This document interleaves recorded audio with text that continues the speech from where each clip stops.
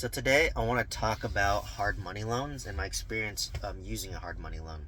So for those of you who follow my channel, you know that I bought a 20 unit apartment complex in Oklahoma, Eden, Oklahoma, and I actually bought that using a hard money loan because I didn't qualify with traditional bank financing. So I bought it for $350,000. They wanted 25% down, and it would include about $100,000 worth of renovation. And that one I had to front it, the renovation cost up front, and then I would basically get it inspected, and then based on the scope of work, and then they would reimburse me the difference, and then I'd pay interest on that. So if you factor in the renovation cost, it was realistically around maybe 15% down that I was putting, and it was 9% interest only, and the term was around 12 months, right, with a little bit of wiggle room of leeway depending on my situation.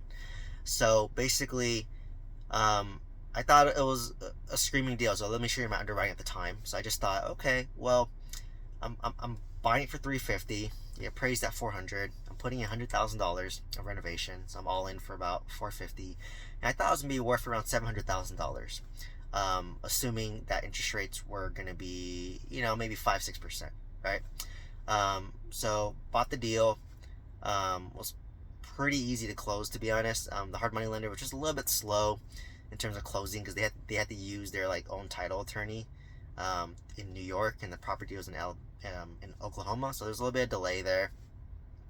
But for the most part, closed pretty smoothly. They wanted me to do scope of work, which I struggled with because I'm just like, well, based on what the contractor is telling me now, this is what they think that it's going to need to be done.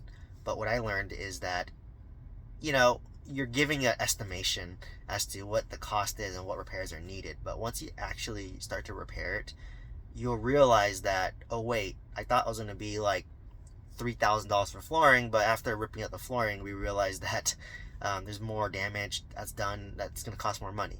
Now, flooring, I wrote on the scope of work $3,000, and maybe it cost me $4,000.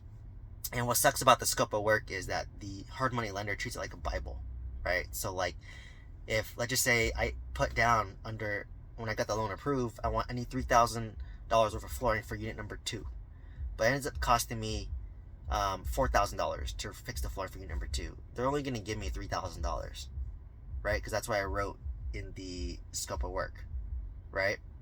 So that's kind of the downside. So anticipate not getting all your money, or vice versa. Let's just say I asked for $3,000, but it cost me $2,000.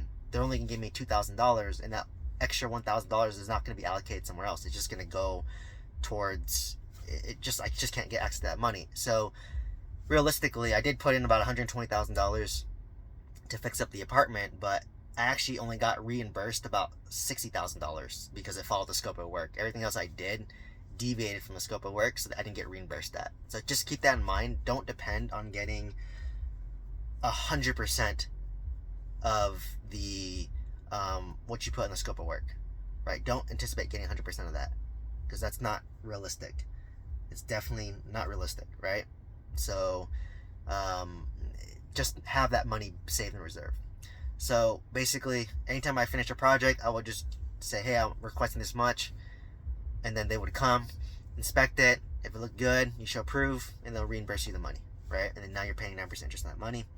And another thing too is, when I got the hard money loan, one thing that was attractive was that, you can get free extensions. Because some hard money lenders, they're going to charge you additional points and raise your interest rate if you want an extension. So I had a 12-month loan, right? So if I wanted 3 months extra, it's free. But what ended up happening was, that was at the time, a year ago. But then a year later, what ended up happening was that they're like, now it's going to be 1% extra in fee of your loan amount, plus your interest rate's going to raise, because that's what interest rates were raising during that time, right? So it's very interesting to kind of see that. So don't depend on it, right? But luckily for me, they were lenient because I was communicating hey, I'm trying to refinance it. I'm having some delays right now. Can you be lenient with me? Can you help me out? And they were, right? Because they're a smaller lender, but some we don't care, right? Just pay us the fee, pay us this, and we're good. So that's another struggle, right? It's just know that like 12 months seems like a lot of time, but you're under a time gun, because I thought I was only going to renovate 5 units, right? Like, one unit was completely burned down, which I thought was going to take the longest, and the other 4 units weren't as bad, like just some flooring, some other minor things, right? So I just thought, okay, but what ended up happening was I ended up renovating like 15 out of 20 of my units. So anticipate that whatever you have on the scope of work, you might need to renovate more. So things take longer than anticipated, things cost more than anticipated, and you may not be reimbursed things, right?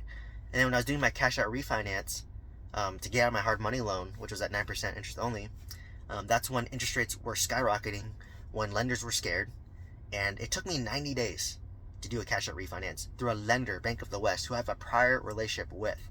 I use Bank of the West for my 26 unit, and despite that, it was that hard to get my loan cash out refinance, right? Like, I bought my 26 unit in 60 days. I bought my 20 unit in 60 days. But it took me 90 days to do a cash out refinance, right? That goes to show like how hard the market is, and how different the market was at the time, right? So just know that like all these delays will happen, right? It happened to me. Like, it took me 90 days to cash out refinance, and I just communicate, hey, like, there's delays in there and I don't know what's going on, but you'll get your money, right? Like, just reassure them. And that's what really kind of hit me. So to kind of summarize all this, I know I went some tangents here, but number one, expect that a hard money loan that you may not get reimbursed all your renovation based on your scope of work, because your scope of work is going to change once you actually start renovating it. So have additional reserve to cover your renovation to finish a project. Number two is, whatever you thought you're going to renovate, you're probably going to renovate more of it, right? I thought I was going to renovate 5 units. I ended up renovating 15. Number three is, expect if you need an extension, there's going to be fees, and they might raise your interest rates, right? Like, what they told you may not be the truth. Number four is, if interest rates skyrocket and go crazy, like, things are going to take longer, right? Like, it took me 3 months to do a cash out refinance, which is insane. Number five is, when interest rates went up, my cap rate went up. So if your cap rate goes up, it decreases the value of your asset. So I thought this was going to appraise for $700,000 easily. Like, easily, right? I was conservative. I thought 800, to be honest. But it appraised at 520,000. So I was like, what though? That's so low. And when I did a cash out refinance, I only pulled out like half my money, right? I think I pulled out around $80,000, and I put in around 200 between my down payment and my renovation costs. So I left $120,000 in the deal, right? But I was just like, you know what? I would have not expected interest rates to be like, I think my interest rate's like 7%, which is like good, right? It should have been 8%, but they decreased me a little bit and helped me out. But my interest rate went up. My cap rate went up from I think an 9 cap to a 10 cap. So as a result, it decreased the value. So, that's something that happened as well. But, overall, I know I talked about a lot of like cons and what to be aware of a hard money loan, but like, hey, like, at the end of the day, they liked the deal. They gave me the opportunity to buy the deal, to renovate the deal, and now I'm grossing like $9,000 to $10,000 a month, and I'm cash flowing $2,000 net, right? And I know when interest rates drop again, I'm just gonna do another cash out refinance, lower my interest rate, and pull out the rest of the money. So don't be discouraged, right? Like, I just want to share the truth so you know what to expect. But there's a hard money loan is another tool that you want to add to your belt to help give you more options, take down more value add deals that require renovation. So if you found value from this video, send this to somebody who's interested about hard money loans. Let me know if you have any questions down below, and hope to see you next one. Thank you.